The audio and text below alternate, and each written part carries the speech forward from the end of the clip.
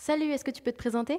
Bonjour, je m'appelle Terence, j'ai 21 ans, je suis étudiant à HEC Paris en année de césure. J'ai fait 2 années de classe préparatoire à Sainte-Marie à Lyon en ECE, donc c'est l'équivalent de ECG, maths appliquée ESH. Voilà. En quoi consistent les études à HEC Paris? Donc HEC, c'est une formation qui se déroule en 4 ans, qui nous prépare pour tous les métiers du conseil, de la finance, du management. On passe 2 années sur le campus, ensuite on a une année de césure où on est en stage en immersion professionnelle et une dernière année de master où on se spécialise un peu plus dans un domaine qui nous intéresse. Parle-nous un peu de ton école et du campus à HEC. Alors à HEC, pendant les 2 premières années, on est tous logés sur le campus et on vit sur le campus qui est en banlieue de Paris. Donc ça fait vraiment comme une mini-ville où on est en permanence avec les autres étudiants de notre cursus. Et le campus est très bien équipé, il y a beaucoup d'infrastructures, notamment sportives. Ça permet de faire plein d'activités, il y a énormément d'associations. Donc c'est un endroit qui est extrêmement vivant, où il y a beaucoup de cours qui sont super intéressants et aussi beaucoup d'activités à côté pour faire plein d'autres choses. Cite-nous des exemples de matières que tu peux étudier à HEC Paris. Alors à HEC, on peut étudier des matières qui sont très classiques, comme de la finance, de la comptabilité, de l'Excel. C'est des matières qui sont importantes puisque c'est ce qui va nous servir en entreprise plus tard. Mais à côté de ces matières qui font partie du tronc commun, on a des cours électifs. On peut choisir des cours qui sont dans plein de secteurs extrêmement différents. Ça peut être de l'art, de la culture, ça peut même être dans le domaine aérospatial si c'est un secteur qui vous intéresse. Donc c'est vraiment une formation qui est pluridisciplinaire et qui permet à chacun de se spécialiser un peu dans la voie qui lui correspond le plus.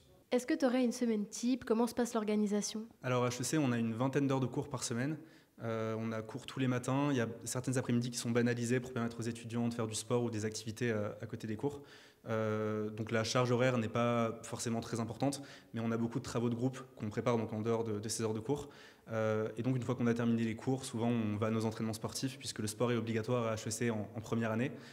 Et ensuite on se retrouve avec les gens qui font partie de nos associations pour préparer des projets ou faire des soirées, ce genre de choses. Est-ce que tu peux nous donner un exemple concret de quelque chose que tu as étudié et que tu as bien aimé? Alors en deuxième année à HEC, pendant un mois, on a ce qu'on appelle des académies.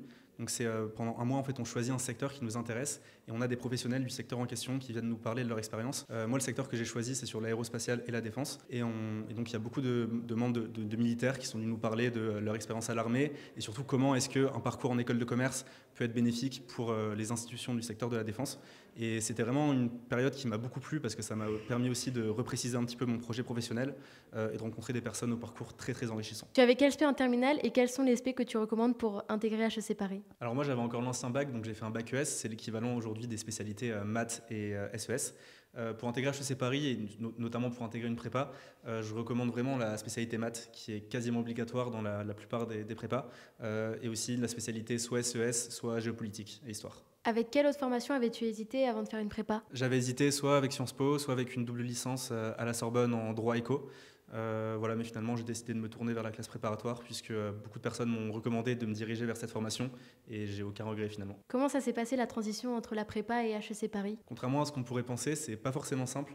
Je me souviens quand moi j'étais en deuxième année de prépa, des anciens revenaient nous parler de leur expérience en école et nous disaient que parfois la prépa ça leur manquait.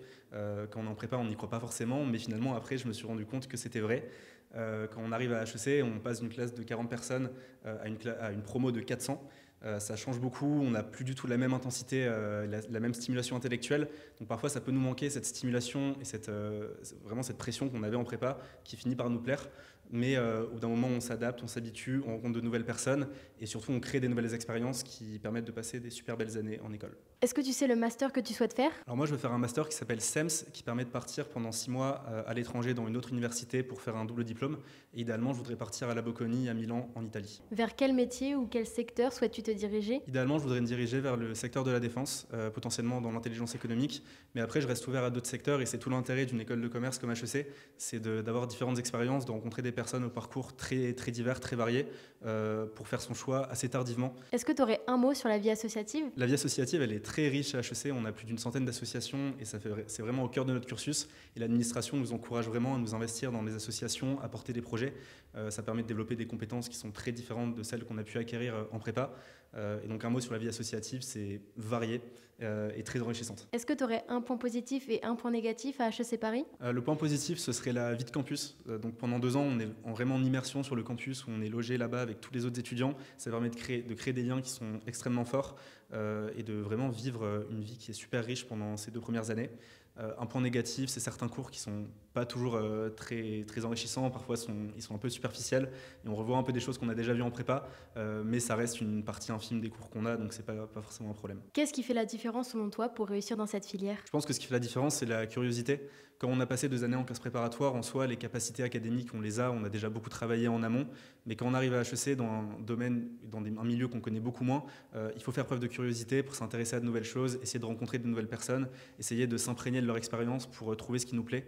Et je pense que c'est la meilleure manière de réussir. Continuer à s'intéresser en permanence aux autres, à un monde qui est nouveau, pour avancer. Ce que tu aurais aimé qu'on te dise avant d'intégrer HEC Paris? Avant d'intégrer HEC, on m'avait beaucoup dit que les relations en école étaient un peu superficielles. En fait, je me suis rendu compte que c'était pas du tout le cas. Alors forcément, on est une promo de 400, on vit ensemble pendant 2 ans sur le même campus, donc on peut pas être ami avec tout le monde, même si finalement tout le monde finit par se connaître au bout de 2 ans. Mais par contre, j'ai réussi à me faire des vraies amitiés qui, je pense, dureront très longtemps. En tout cas, je l'espère. Et je me suis fait des vrais amis pendant ces 2 premières années. Je suis pas d'accord avec le fait que les relations en école sont superficielles. Je pense que c'est tout le contraire et qu'on peut rencontrer des super belles personnes. Est-ce que tu aurais un conseil pour les lycéens? Je pense qu'il ne faut pas se mettre de barrières. Peu importe comment ça se passe pour vous au lycée actuellement, peu importe ce que peuvent dire les gens sur vous, faites-vous confiance, ayez de l'ambition et si vous avez envie d'y arriver, vous y arriverez. En tout cas, il faut s'accrocher, il ne faut vraiment pas se mettre de limites. Il faut toujours croire en ses rêves et en ses projets, je pense que c'est le plus important. Et je pense que personne à HEC aujourd'hui, en fin de terminale, se disait « je serai à HEC ». En tout cas, c'est quand même quelque chose de compliqué à imaginer, mais avec du travail et de la détermination, tout finit par payer.